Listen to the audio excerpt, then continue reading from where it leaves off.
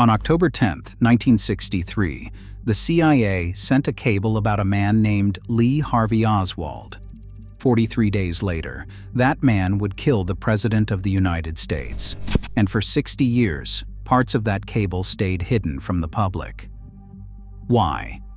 That question is what this video is really about. Not who pulled the trigger. We know that.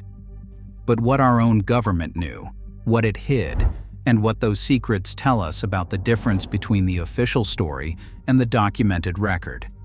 Because in March of 2025, 77,000 pages of previously classified documents were finally released. And what they contain is not a smoking gun. It is something more unsettling. A paper trail showing that the people investigating the assassination were deliberately kept in the dark by the agencies that were supposed to help them. Let me walk you through the timeline first. November 22, 1963. Dallas, Texas. President John F. Kennedy is shot and killed in Dealey Plaza. Lee Harvey Oswald is arrested within 90 minutes. 2 days later, on November 24th, a nightclub owner named Jack Ruby shoots and kills Oswald on live television. The accused assassin is now dead before he can ever stand trial. 1 week after that, President Lyndon Johnson creates the Warren Commission. Its job is to investigate the assassination and determine what happened. The commission is led by Chief Justice Earl Warren. It includes a former CIA director, 2 senators, 2 congressmen, and a prominent banker. 10 months later, in September 1964, the Warren Commission releases its 888-page report. The conclusion is definitive. Oswald acted alone. No conspiracy. Case closed. And for most of the next decade, that was the official answer. But here is where the documented record starts to diverge from the official story. In 1975, a Senate committee called the Church Committee began investigating illegal activities by the FBI and CIA. What they found changed everything. The CIA had never told the Warren Commission about a program called AMLASH. This was an active operation to assassinate Fidel Castro. It involved the Mafia. It was running at the exact same time the Warren Commission was investigating Kennedy's death, and no one on the commission knew it existed. Think about that for a moment. The Warren Commission was trying to determine if there was a foreign conspiracy to kill Kennedy. Meanwhile, the CIA was actively plotting to kill Cuba's leader. If Castro had found out, retaliation against Kennedy would have been an obvious motive to investigate. But the commission was never given the chance to pursue that lead because the CIA simply did not tell them. The Church Committee found something else. The FBI conducted its own internal review immediately after the assassination. Within 6 days, they had identified serious investigative deficiencies. 17 FBI personnel were disciplined, including 1 assistant director. But the FBI never disclosed any of this to the Warren Commission. The Bureau was more concerned with protecting its reputation than with helping the investigation.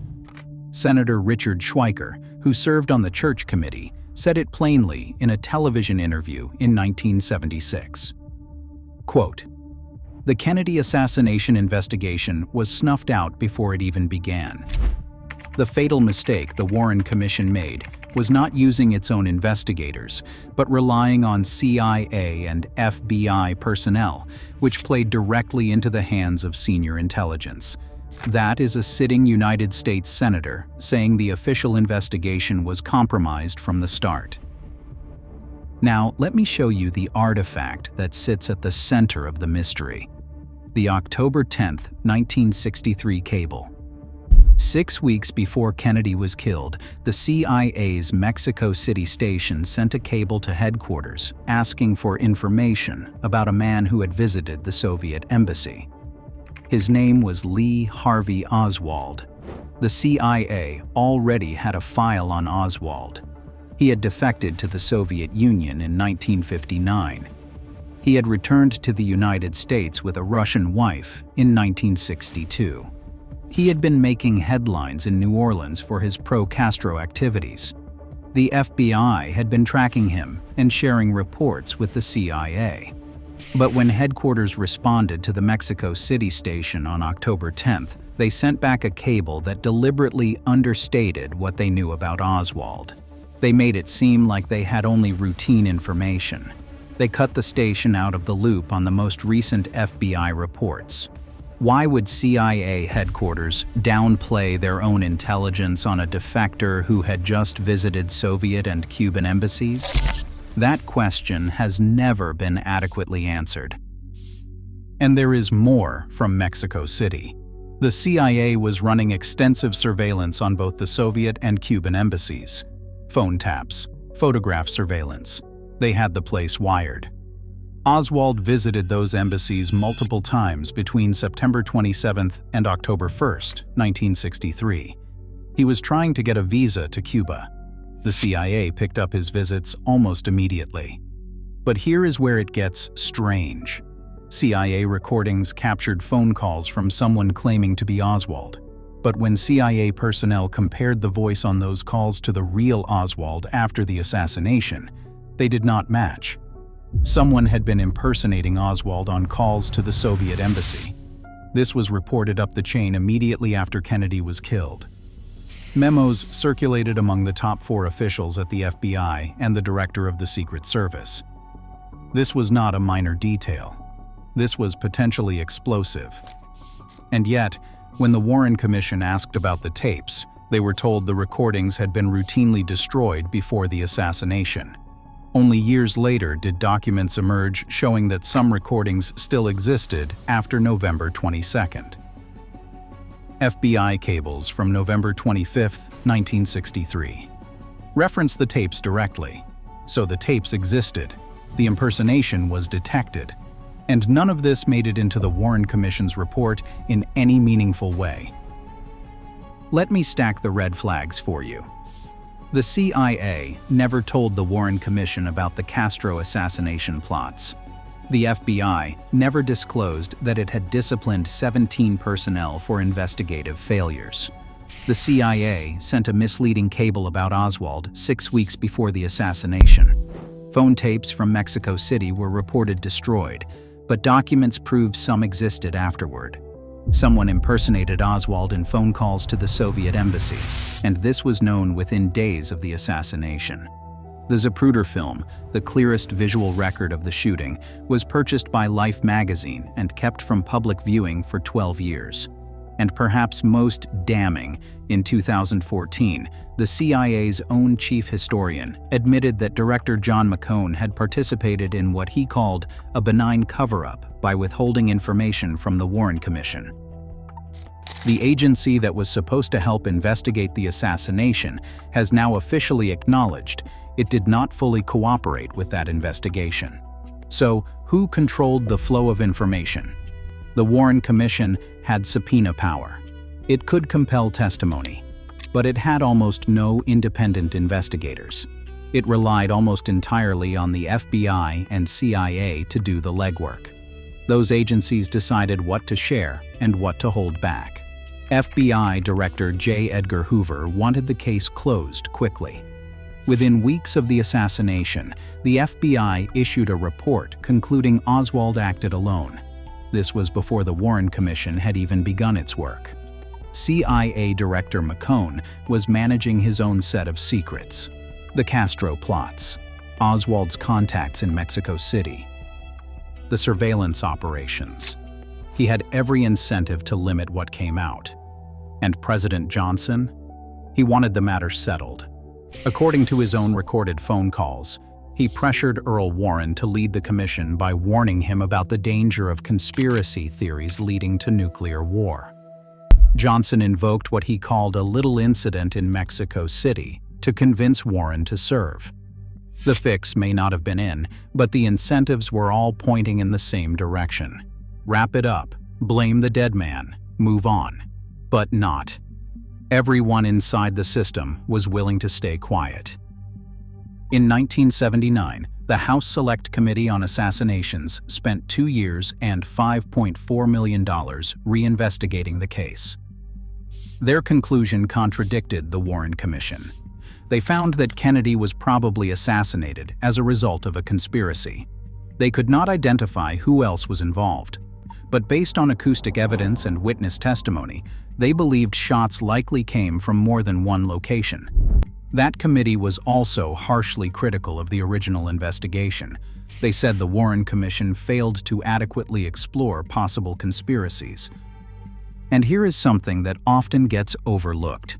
4 of the 7 members of the Warren Commission itself later expressed skepticism about their own findings.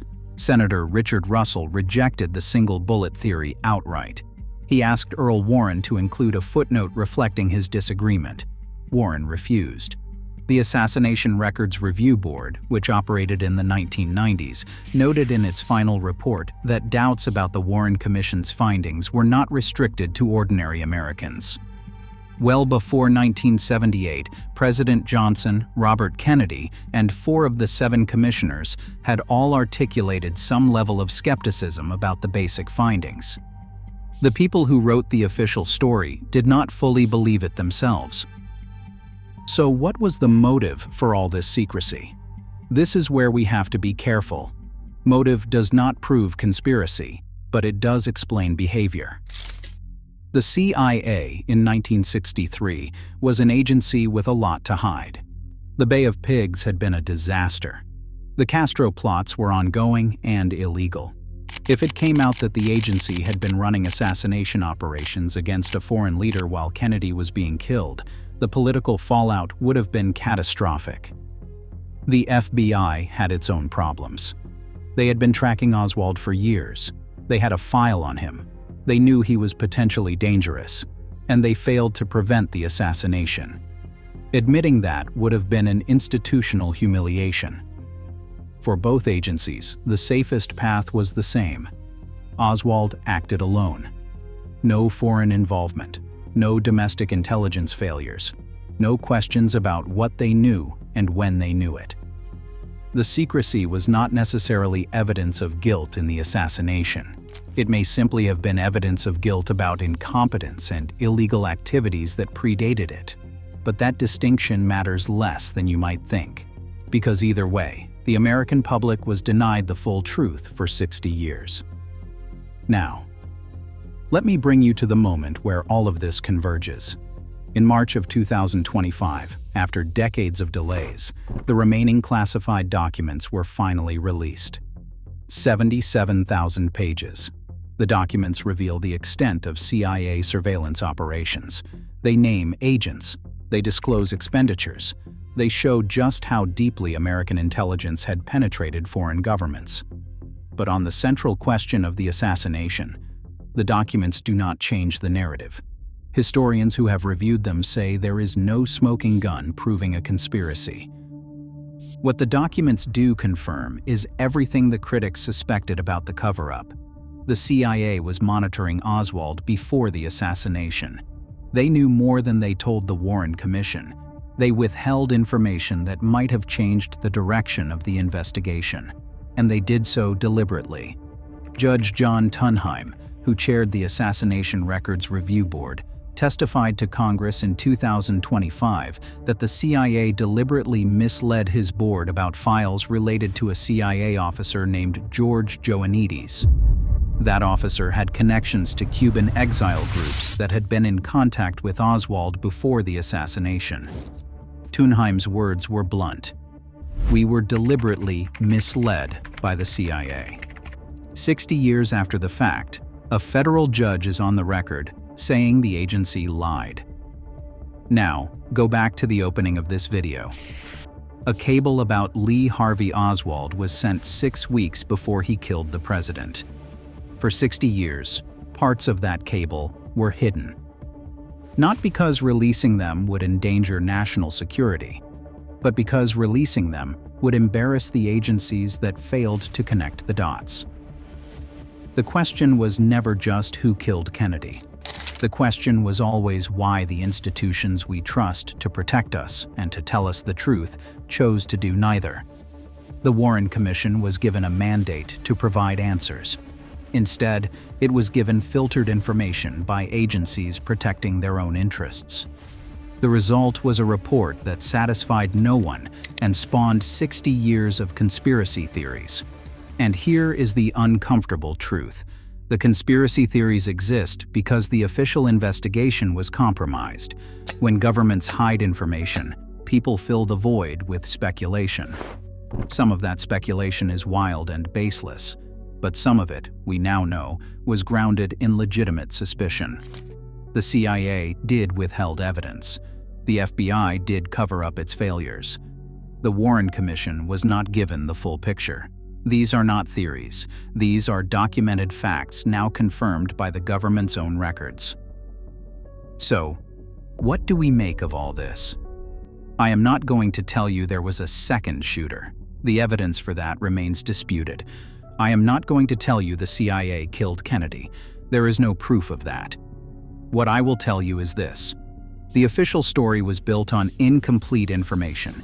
The agencies responsible for providing that information chose secrecy over transparency. And for 6 decades, the American people were denied the right to evaluate the full record for themselves. That is not a conspiracy theory. That is a documented failure of accountability. And the lesson is not just about the past. It is about how we respond when institutions we are supposed to trust choose to hide the truth. The files are out now. 77,000 pages. Anyone can read them. The question is whether we will hold the institutions accountable for what they contain, or whether we will let the passage of time excuse behavior that would have been unacceptable in any other context. November 22, 1963, a president was murdered. 60 years later, we are still learning what our own government knew and chose not to share. If this video made you think differently about what transparency means, drop a comment below. What question would you most want answered from these files? And if you want more investigations like this one, subscribe and hit the notification bell. I will see you in the next one.